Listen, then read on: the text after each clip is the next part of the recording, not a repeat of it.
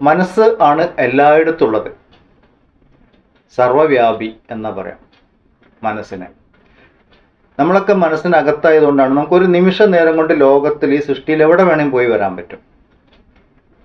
ഇപ്പം ചന്ദ്രനിൽ പോകണം, ചന്ദ്രനിൽ പോകണം പറയുമ്പോഴേക്കും നമ്മൾ എത്തിക്കഴിഞ്ഞു ചന്ദ്രനിൽ. കാരണം എന്താണ്?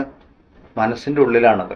അപ്പം മനസ്സിന് എവിടേക്കും പോകേണ്ട ആവശ്യം വരുന്നില്ല, ഉള്ളിലാണ്. ഇപ്പോൾ നമുക്ക് നമ്മുടെ ശരീരത്തിൻ്റെ ഉള്ളിൽ എവിടെയെങ്കിലും ഒന്ന് പോകണം എന്ന് പറഞ്ഞാൽ ഒരാവശ്യമില്ല. അപ്പം വയറ് ഇല്ലെങ്കിൽ കരൾ, ഹാർട്ട് എന്നൊക്കെ പറഞ്ഞാൽ നമ്മൾ അവിടെ എത്തി. കാരണം എന്താ? അവനവൻ്റെ ഉള്ളിലാണ്, പുറത്തേക്ക് പോകുന്ന ആവശ്യം വരുന്നില്ല. മനസ്സിൻ്റെ ഉള്ളിലാണ് എല്ലാം എന്നുള്ളതാണ്.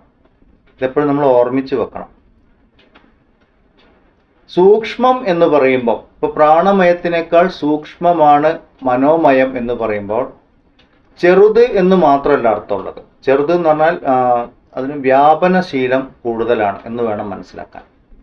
അപ്പം നമ്മൾ ബ്രഹ്മ ഉപാസന ചെയ്യുമ്പം അങ്ങനെയാണ്. ഞാൻ എന്ന ഒരു പോയിന്റിൽ നിന്ന്, ഈ ദേഹം എന്നൊരു പോയിന്റിൽ നിന്ന് നമ്മൾ വിശാലമാവാൻ തുടങ്ങണം. മനോമയം സൂക്ഷ്മത കൂടുന്നതനുസരിച്ച് വ്യാപനം കൂടുന്നു. അപ്പോൾ ഏറ്റവും സൂക്ഷ്മമായതായിരിക്കും ഏറ്റവും വ്യാപിച്ചിരിക്കുക. ഇങ്ങനെയാണിത് പോവുക. മനോമയം എല്ലാ കാര്യങ്ങളും എല്ലാ അനുഭവങ്ങളും നമ്മളുടെ സങ്കല്പം അനുസരിച്ചിട്ട് നടന്നുകൊണ്ടിരിക്കണം. ഇതും കണ്ടു നമ്മൾ. അപ്പം ഒരു വ്യഷ്ടി സങ്കല്പം, സമഷ്ടി സങ്കല്പം, ഇതൊക്കെ നമ്മൾ കഴിഞ്ഞ ക്ലാസ്സിൽ കണ്ടതാണ്. സമഷ്ടി സങ്കല്പത്തിനകത്താണ് വ്യഷ്ടി സങ്കല്പങ്ങളെല്ലാം ഉള്ളത്, ഓരോ വ്യക്തികളും ഉള്ളത്. ആ വ്യക്തിക്കൊക്കെ സങ്കല്പശക്തിയുണ്ട്. അപ്പോൾ ഓരോ വ്യക്തിയും അവനവൻ്റെതായ ഒരു ലോകം സൃഷ്ടിച്ചുകൊണ്ട് ഈ സംസാരം അനുഭവിച്ചുകൊണ്ടിരിക്കണം. പക്ഷെ എല്ലാവരും കൂടി ഉൾക്കൊള്ളുന്ന ഒരു സമഷ്ടി സങ്കല്പമുണ്ട്. ഇതെങ്ങനെയാണ് നമ്മൾ മനസ്സിലാക്കുക? സ്വപ്നം കാണുന്നത് പോലെ.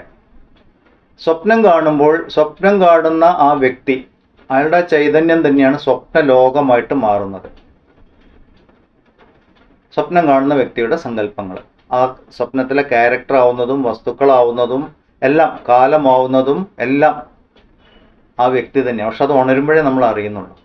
എന്ന് പറഞ്ഞാൽ ആ വ്യക്തിയാണ് എല്ലാം വ്യാപിച്ചിരിക്കുന്നത്. പക്ഷെ സ്വപ്ന ലോകത്തിലെ ഓരോ ക്യാരക്ടറും അതിൻ്റെതായ ഒരു ലോകത്തിലാണ്. പരസ്പരം അടിയുണ്ടാക്കുന്നവരുണ്ടാവും, സ്നേഹിക്കുന്നവരുണ്ടാവും, പേടിപ്പിക്കുന്നവരുണ്ടാവും. ഇതൊക്കെ നമ്മൾ സ്വപ്നത്തിൽ കാണുന്നതാണ്. പക്ഷെ ആ വ്യക്തികൾക്ക് ആ സമയത്ത്, അതായത് സ്വപ്നത്തിലെ ക്യാരക്ടേഴ്സിന് ആ സമയത്ത് അവർ വേറെ വേറെ ആയിട്ടാണ് തോന്നുന്നത്. അവർക്കൊക്കെ ഇൻഡിവിജ്വൽ ഈഗോ ഉണ്ട്, വ്യഷ്ടികളാണ് അവരൊക്കെ. പക്ഷെ അവർക്ക് തോന്നുകയാണ് ഞങ്ങളെല്ലാവരും ഒരു സ്വപ്നം കാണുന്നതിൻ്റെ പാർട്ടാണ്. We all are part of A dream എന്ന് പറയുന്നത്. നമ്മളൊരു സ്വപ്നത്തിൻ്റെ ഭാഗമാണ് നമ്മൾ ഓരോരുത്തരും എന്ന് മനസ്സിലായി കഴിയുമ്പോൾ അവർ സ്വപ്നം കാണുന്ന വ്യക്തി അന്വേഷിക്കാൻ തുടങ്ങും. അവർ തമ്മിൽ പിന്നെ ആ ഈഗോ പ്രശ്നങ്ങൾ വരുന്നില്ല. നമ്മളുടെ ജാഗ്രത അവസ്ഥ എക്സാക്ട്ലി ഇങ്ങനെ സംഭവിച്ചുകൊണ്ടിരിക്കുന്നുണ്ട്. ഒരു സമഷ്ടി സങ്കല്പമുണ്ട്, അതിനകത്ത് നമ്മൾ ഓരോരുത്തരും ഉണ്ട്. ഒരു വലിയ ഒരു ശക്തി സ്വപ്നം കാണുന്ന വെച്ചാൽ ആ സ്വപ്നത്തിലെ ക്യാരക്ടേഴ്സാണ് നമ്മൾ ഓരോരുത്തരും. നമുക്ക് ഓരോരുത്തർക്കും നമ്മുടേതായ ഈഗോ, അഹങ്കാരമുണ്ട്, നമ്മുടേതായ ലോകങ്ങളുമുണ്ട്. പക്ഷേ നമ്മൾ എല്ലാവരും ഒരു നിമിഷം ഒന്ന് തിരിഞ്ഞ് ചിന്തിക്കുകയാണ്, ഞാൻ ആരുടെ സ്വപ്നത്തിൻ്റെ ഭാഗമാണ് എന്ന് തിരിഞ്ഞ് ചിന്തിച്ചു കഴിഞ്ഞാൽ നമ്മളെല്ലാവരും ഒരു സ്വപ്ന ലോകത്തിൻ്റെ ഭാഗമായി, എല്ലാവരും. അപ്പോൾ ആ സ്വപ്നം കാണുന്ന വ്യക്തിയെ നമ്മൾ അന്വേഷിക്കാൻ തുടങ്ങും. ആരുടെ സങ്കല്പമാണ് ഞങ്ങളെല്ലാവരും? ആ സങ്കല്പശക്തി. അപ്പോൾ ഇവിടെ മനസ്സാണ് അനുഭവങ്ങളെല്ലാം എന്ന് പറയുമ്പോൾ ഒരു മനസ്സിനകത്താണ് നമ്മളെല്ലാവരും ഉള്ളത് എന്ന് ഓർമ്മകൾ. ഇതിനകത്ത് ഓരോ വ്യക്തിയും അവനവൻ്റെതായ ഓരോ സങ്കല്പം ഉണ്ടാക്കി അതിനകത്ത് അങ്ങനെ കഴിഞ്ഞുകൂടുന്നു. ഇതിനാണ് നമ്മൾ സംസാര ജീവിതം എന്ന് പറയുന്നത്. ഈ സംസാര ജീവിതം, ഈ സത്യം മനസ്സിലാക്കി സംസാരത്തിൻ്റെ അപ്പുറത്തേക്ക് നമ്മൾ പോയിട്ടില്ലെങ്കിൽ ഇത് തുടർന്നുകൊണ്ടേയിരിക്കും. ഈ സംസാര ജീവിതത്തിൻ്റെ തുടർച്ചയ്ക്ക് നമ്മൾ പുനർജന്മം പുനർജന്മം എന്ന് പറയും. യഥാർത്ഥത്തിൽ ഇതുണ്ടായോ എന്ന് ചോദിച്ചാൽ സങ്കല്പമാണ്, ഉള്ളതായിട്ട് തൽക്കാലം തോന്നുന്നു. വിവർത്തമായി എന്ന് പറയും, സൃഷ്ടി വിവർത്തമായി എന്ന് പറയാം. അപ്പോൾ ഉണ്ട് എന്ന് തോന്നുന്നിടത്തോളം കാലം നമ്മൾ എന്താണ് അതിൻ്റെ ഉണ്മ എന്ന് അന്വേഷിച്ച ഉണ്മയിലേക്ക് പോകാൻ ശ്രമിക്കണം. അതിനാണ് ഈ ഓരോ സൃഷ്ടിയെക്കുറിച്ച് നമ്മൾ പ്രത്യേകം എടുത്തു പറയുന്നത്. ഇല്ലാത്തൊരു സാധനം ഉണ്ട് എന്ന് സങ്കല്പിച്ചു എന്നിട്ട് എന്താണ് ഉണ്ടായത് എന്ന് അന്വേഷിക്കുമ്പോൾ അതില്ലാന്ന് അന്നേരം ബോധിക്കുള്ളൂ. അതിനു വേണ്ടിയിട്ടാണ് അത് പറയുന്നത്.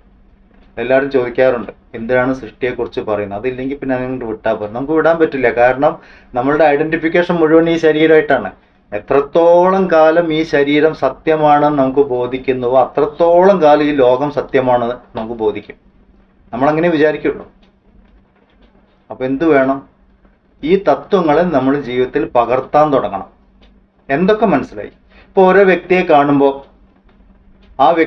നമ്മൾ വ്യക്തിയായിട്ട് മനസ്സിലാക്കുന്ന, പക്ഷെ ഇനി നമ്മൾ കാണുമ്പോൾ അന്നമയ ശരീരം, എൻ്റെ മുന്നിൽ ഒരു അന്നമയ ശരീരം ഉണ്ട്, ആ ശരീരത്തിന്റെ പേര് ഇന്നതാണ്.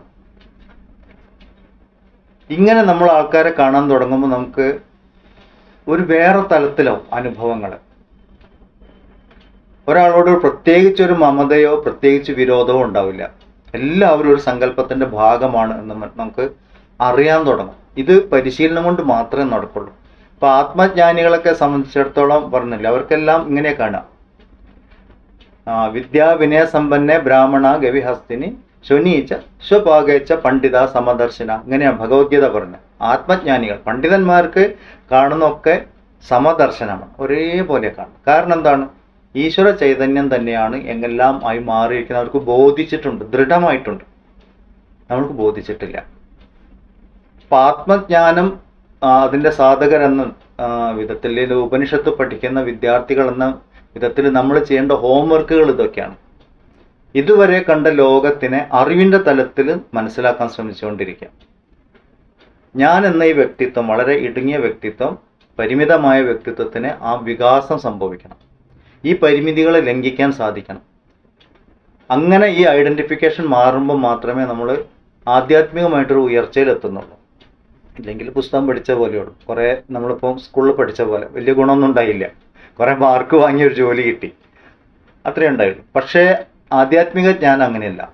മനുഷ്യ ജന്മത്തിന്റെ ലക്ഷ്യത്തിലേക്ക് നമ്മളെ കൊണ്ടുപോകാനുള്ളതാണ്. അപ്പോൾ ആ വിധത്തിൽ തിയറി പഠിക്കുന്നതോടൊപ്പം തന്നെ ആ തിയറി നമ്മൾ പ്രാക്ടിക്കലായിട്ട് ഇംപ്ലിമെന്റ് ചെയ്യണം. നമ്മൾ വിചാരങ്ങളിൽ അത് കൊണ്ടുവരണം, അറിവിനെ കൊണ്ടുവരണം, നിധിധ്യാസന.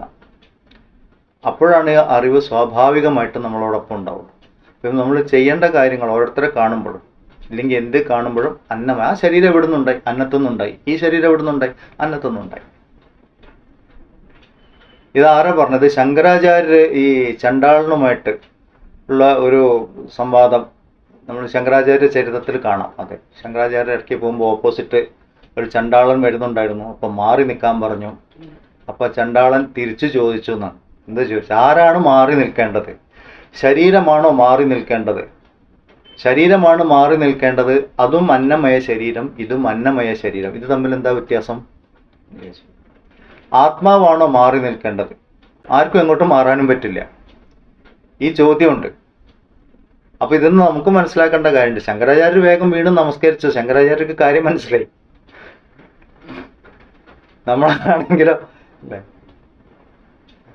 അപ്പൊ ഈ കഥയിൽ നിന്ന് ഒരുപാട് കാര്യം പറയുന്നുണ്ട്. അന്നമയ ശരീരങ്ങൾ തമ്മിൽ വ്യത്യാസമില്ല. പക്ഷെ ഇപ്പം നമ്മളുടെ സ്ഥിതി എന്താണ്? എല്ലാം കൊണ്ടും വിഭജിക്കപ്പെട്ടിരിക്കുക. ജാതി കൊണ്ട്, മതം കൊണ്ട്, രാഷ്ട്രീയം കൊണ്ട്, നാട് കൊണ്ട്, ജോലി കൊണ്ട്, നിറം കൊണ്ട്, ആരോഗ്യം കൊണ്ട് വിഭജിക്കപ്പെട്ടിരിക്കുക. എവിടെയൊക്കെ വിഭജനം ഉണ്ട് അവിടെയൊക്കെ ദുഃഖമുണ്ട്. കാരണം ഏകത്വം ഇല്ലാതെയാവാണ്. അപ്പൊ അറിവിന്റെ തലത്തിൽ നമുക്ക് മനസ്സിലാക്കാൻ പറ്റും. വ്യവഹാരത്തിന്റെ സമയത്ത് സാധാരണ രീതിയിൽ വ്യവഹാര ജീവിതത്തിൽ ജീവിക്കുമ്പോൾ നമുക്ക് ഇതൊക്കെ ഓക്കെ, ബന്ധങ്ങളെ ബന്ധങ്ങളായിട്ടും ശത്രുക്കളെ ശത്രുക്കളായിട്ടൊക്കെ കാണാം. പക്ഷെ താത്വികമായിട്ട് നമ്മളിത് ഓർമ്മിച്ചുകൊണ്ടിരിക്കണം. കാരണം എന്താണ് ലക്ഷ്യം? ദുഃഖ നിവൃത്തിയാണ് ലക്ഷ്യം. ദുഃഖ നിവൃത്തിക്ക് ഇതല്ലാതെ വേറെ മാർഗമില്ല. ഇങ്ങനെ ഓർമ്മിച്ച് നിൽക്കുമ്പോൾ തന്നെ നമുക്ക് മറ്റുള്ളവരായിട്ടുള്ള ബന്ധങ്ങൾ നന്നാവുള്ളൂ. ഇല്ലെങ്കിൽ ശത്രുതയും വെറുപ്പും അസൂയും കുനിഷ്ടും ഒക്കെ ആയിട്ട് നമ്മൾ ആ ഈഗോ, നമ്മളുടെ അഹങ്കാരത്തിൻ്റെ ഉള്ളിൽ കുടുങ്ങി ജീവിതം തന്നെ നഷ്ടപ്പെടും. പാരമാർത്ഥിക തലത്തിൽ നിന്ന് ആ അറിവിൽ നിന്നുകൊണ്ട് വേണം വ്യവഹാര ജീവിതം ജീവിക്കാൻ. അതാണ് നമുക്ക് ആധ്യാത്മിക ശാസ്ത്രം കൊണ്ട് കിട്ടുന്ന ഒരു ഗുണം. അതാണ്. ഇപ്പം ഭഗവത്ഗീതയൊക്കെ നോക്കുമ്പോൾ ഇവിടെ യഥാർത്ഥത്തിൽ ഒന്നും സംഭവിക്കുന്നില്ല അർജുന, അതൊക്കെ ഞാൻ തന്നെയാണ്. പക്ഷേ നിങ്ങൾക്ക് ചെയ്യേണ്ടതായ ഉത്തരവാദിത്വം ഉണ്ട്. നീ ദേഹത്തിനോട് ചേർന്നിരിക്കുന്നത് കാരണം ഈ ഉത്തരവാദിത്തങ്ങൾ നിങ്ങൾക്ക് ചെയ്യാനുണ്ട്. അറിവിന്റെ തലത്തിൽ നിന്ന് ചെയ്യും എന്ന് പറഞ്ഞ പോലെ നമ്മൾ ഈ പഠിച്ചതിനെ മുഴുവൻ അറിവിന്റെ തലത്തിലേക്ക് മാറ്റണം. കാണുന്നതൊക്കെ മനസ്സാണ് എന്നറിയണം. ഈ ശരീരം മനസ്സാണ്. ഈ ശരീരത്തിന് ഞാൻ എൻ്റേത് എന്ന് വിചാരിക്കുമ്പോൾ ഇതേ മനസ്സ് തന്നെയാണ് ഈ ലോകത്തിനെ സൃഷ്ടിച്ചത് എന്ന് പറഞ്ഞാൽ ഞാൻ എന്നെ തന്നെയാണ് ലോകമായിട്ട് കാണുന്നത്. World is N extended part of myself അങ്ങനെ പറയാം. ഞാൻ എന്നെ തന്നെയാണ് പുറം ലോകമായിട്ട് കാണുന്നത് എന്ന് പറഞ്ഞാൽ എൻ്റെ ശത്രുക്കളും മിത്രങ്ങളും ഒക്കെ ഞാൻ തന്നെയാണ്. ആത്മജ്ഞാനികളുടെ അടുത്ത് പോകുമ്പോൾ അവർക്ക് നമ്മളവിടെ നിന്ന് നോക്കിയാൽ അറിയാം, അവർക്ക് ഈ വ്യത്യാസമില്ല. അവർക്കെല്ലാം ഞാൻ തന്നെയാണ്. എന്നിൽ നിന്ന് അന്യമായിട്ടൊന്നും കാണാൻ സാധിക്കുന്നില്ല. അവർ അറിവിൽ ഉറച്ചിരിക്കുന്നവരാണ്. നമ്മളിങ്ങനെ താത്വികമായിട്ട് ചിന്തിക്കുമ്പോൾ എൻ്റെ മനസ്സ് തന്നെയാണ് എൻ്റെ ലോകമായതെങ്കിൽ ഞാൻ തന്നെയല്ല എല്ലാം. എല്ലാം എന്ന് പറയുമ്പോൾ ഈ 3 അവസ്ഥയിലും ഉള്ളത്, ജാഗ്രത്, സ്വപ്ന, സുഷുപ്തി, 3 അവസ്ഥയിലും ഞാൻ അനുഭവിക്കുന്നത് എന്നെ തന്നെയാണ്.